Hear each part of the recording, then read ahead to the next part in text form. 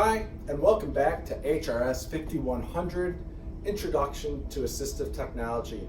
Of course, I'm Carmen DeGiovane, and I've been working with the School of Health and Rehabilitation Sciences and the Office of Distance Education and E-Learning to put together a series of interviews. Holy cow, can you believe it's already Module 5? We're already over a quarter way through this course.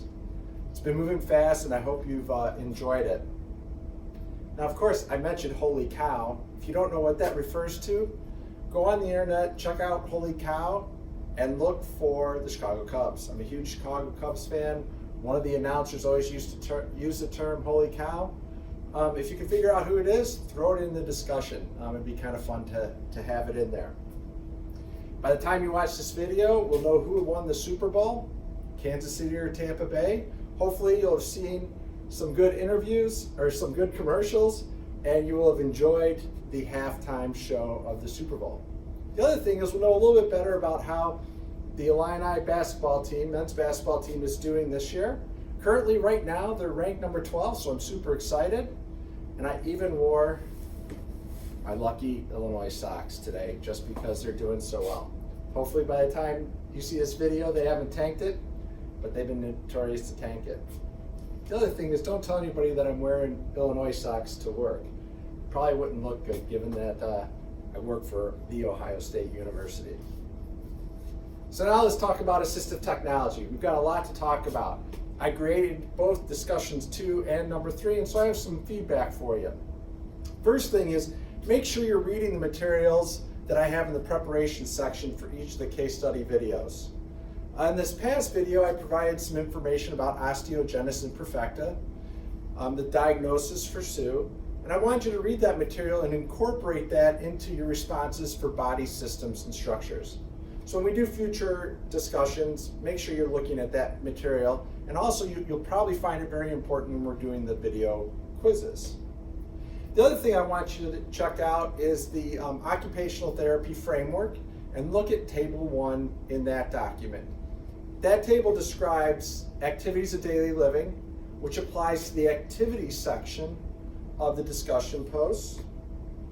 And it also describes a lot of other things. IADLs, so instrumental activities for daily living, rest and sleep, education, work, play, and social participation. And those are the types of things you can talk about in the participation section of the discussion post. Moving on, in terms of the goals, I want you to write the goals from a first-person perspective. So for SCEWO, for example, I want to be able to drive a car. I want to be able to use hand controls to drive a car. Something along those lines. There were a number of great examples that were posted by a number of you.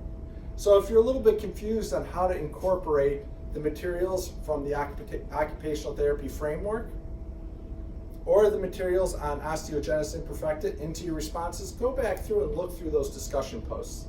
If you're still having problems, contact me and I can guide you through which posts were just a little bit better and a little bit more to the point. I really wasn't expecting everybody to perform the same on this first discussion post because it's part of the learning process. So just go back and check it out when you have a chance.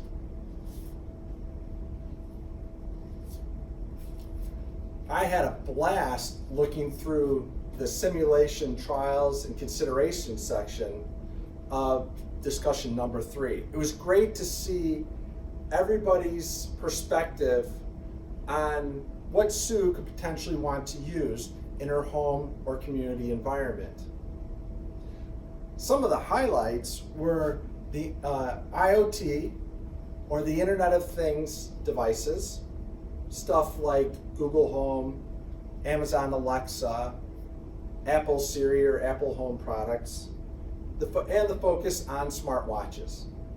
Some of the more interesting stuff that I wasn't aware about or really hadn't thought about it before for SCEWO were the AXS Map, the AXS Map, the Wheelmap, the Tesla and Volvo, the autonomous version of a Volvo. That was pretty cool.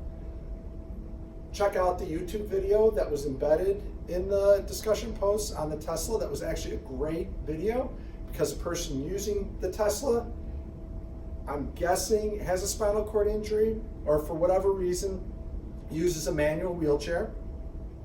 Also the idea of Uber and Lyft and how they're coming along with their vehicles that are accessible.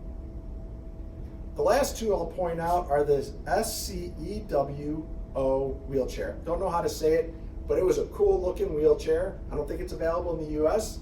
I like how it's an international product that we can look at outside the US. And then the winner of the Keep It Simple device was a 6-in-1 multi-opener. So go back through the discussion post for discussion number 3 and check out some of these products. Check the links out to some of these products. It'll help you get a better understanding of how we can use consumer technology and assistive technology to meet the needs of individuals with disabilities.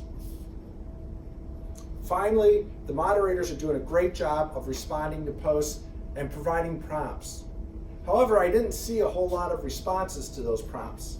So please go back and respond to the moderators and the moderators' prompts as you're going through the discussion posts. Once again, that'll really help everybody learn more about assistive technology.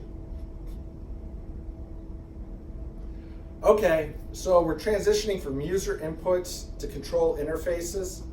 Control interfaces are things that you're used to using all the time. Examples include keyboards, a mouse, a microphone, even a joystick that we see on power wheelchairs. As we move along, I'm going to keep posting material to our discussion boards. Particularly, I want you to pay attention to the Assistive Technology, Rehabilitative Technology, Rehabilitation Engineering discussion board. I posted a couple things about the Abilities Expo and ATIA. The Abilities Expo is a great expo or conference for individuals with disabilities. So it's a focus on the consumer. So I added some extra credit points if you attend that conference. It's a virtual conference. I provided some information in the discussion board, so check it out. And then ATIA is the Assistive Technology Industry Association, and that's more of a professional organization, a professional conference. It's virtual as well, and some of their content is available for free. So check that out. Okay, did you see what was on MacRumors today? I know you're all checking MacRumors out all the time. It's a website that has rumors about Apple products. They talked about 2 products today that stood out to me.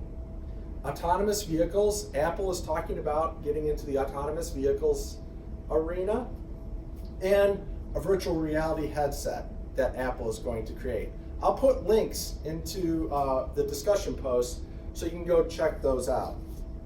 When you go check those out, I want you to think how somebody with a disability might use that, or how somebody in education might use that to learn about assistive technology. Keep up the great work.